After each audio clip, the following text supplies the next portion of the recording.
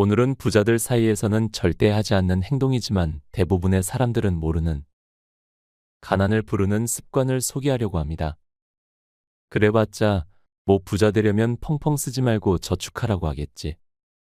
맞습니다. 단순히 적게 쓰세요, 저축하세요와 같은 말은 실제로 실천으로 옮기기가 어려워 피부에 확 와닿는 도움이 아닙니다.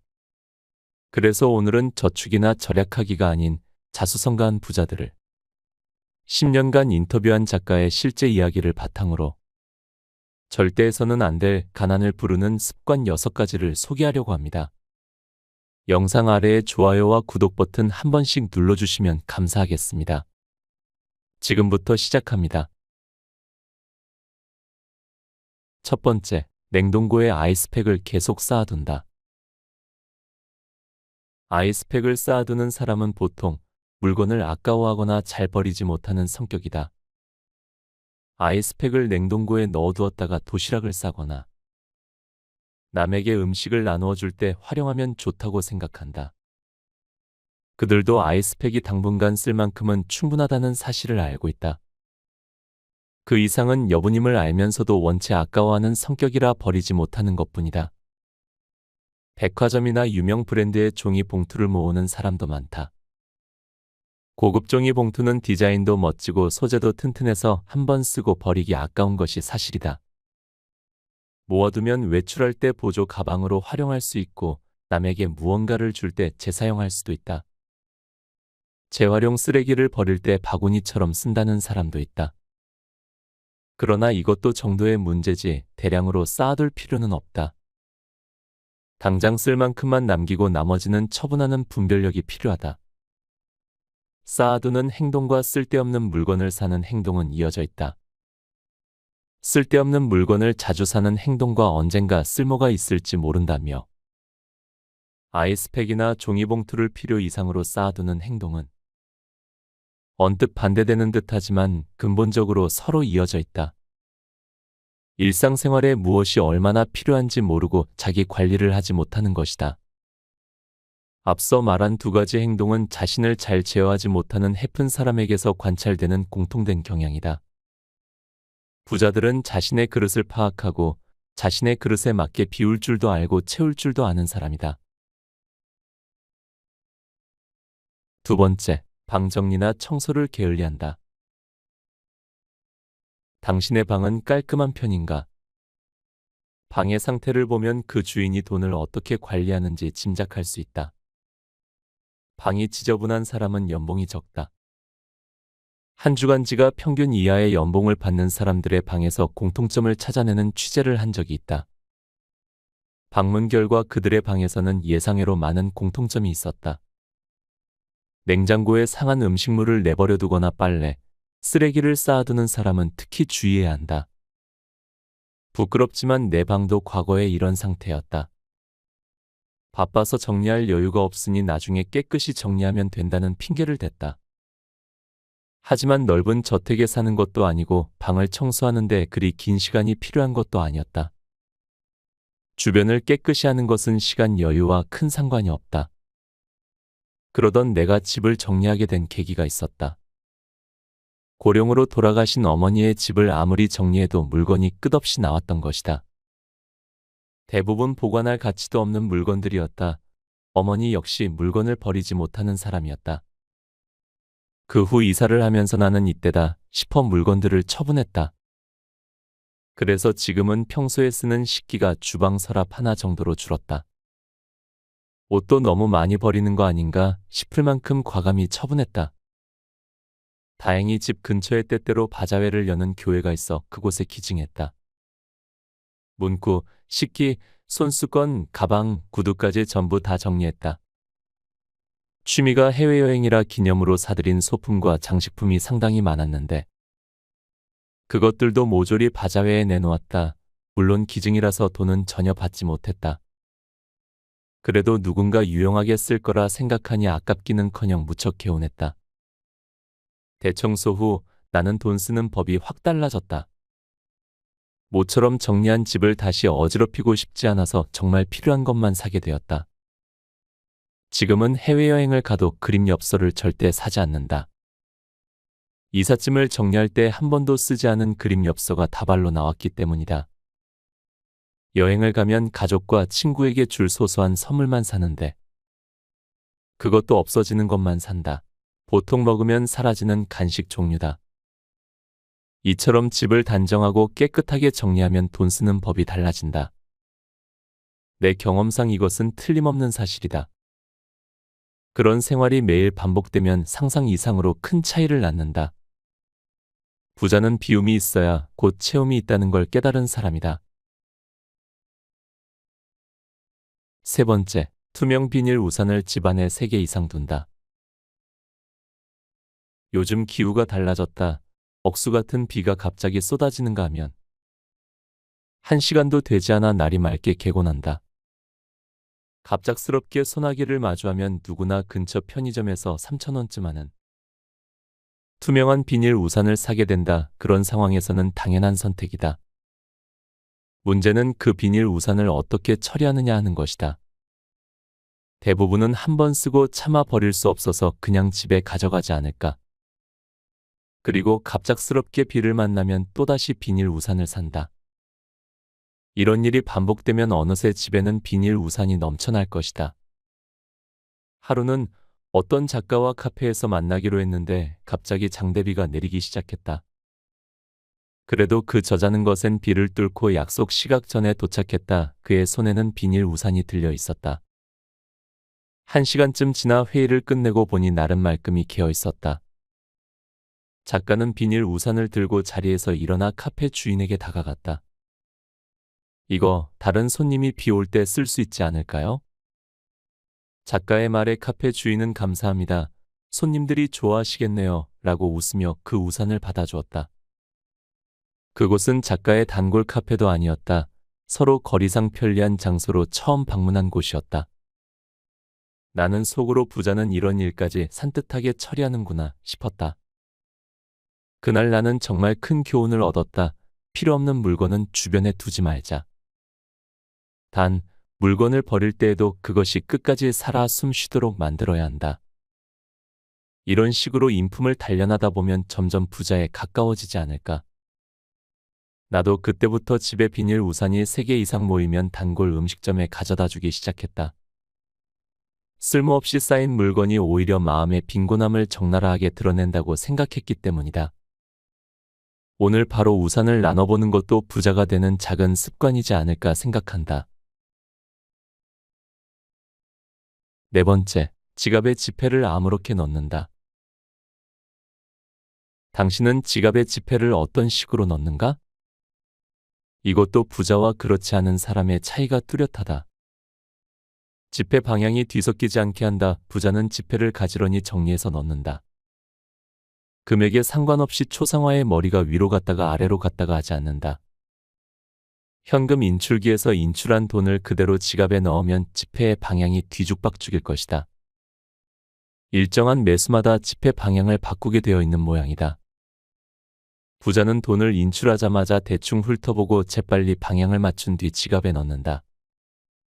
가게에서 잔돈을 받았을 때도 마찬가지다. 지갑에 넣기 전에 대충 보고 정리한다. 이런 일이 처음에는 조금 귀찮을지 모르지만 습관이 되면 아무렇지도 않다. 걸리는 시간이라고 해봤자 1에서 2초 정도다. 그렇게만 해도 지갑 속이 항상 깔끔하게 유지되어 돈을 꺼낼 때마다 기분이 좋다. 지폐 방향에 관해서는 초상화의 머리가 아래를 향하는 것이 좋다고 하는 사람도 있고 위를 향하는 것이 좋다고 하는 사람도 있다. 나는 사람을 물구나무 세우는 것이 마음에 걸려서 머리를 위로 두는 편이다. 그걸 보고 어떤 부자가 그렇게 하면 서 있는 자세라서 돈이 나가기 쉬워. 머리를 밑으로 해야지 라고 말한 적이 있다. 또 다른 사람에게 물어보니 반대로 나는 위를 보게 정리해. 왜냐면 지폐의 초상화가 물구나무를 서면 돈의 에너지가 가라앉아서 돈이 잘 안 모일 것 같거든 이라고 했다. 즉, 정답은 없으니 스스로 판단해 한 방향으로 가지런히 정리하면 된다는 이야기다. 금액별로 정리하는 것도 마찬가지다.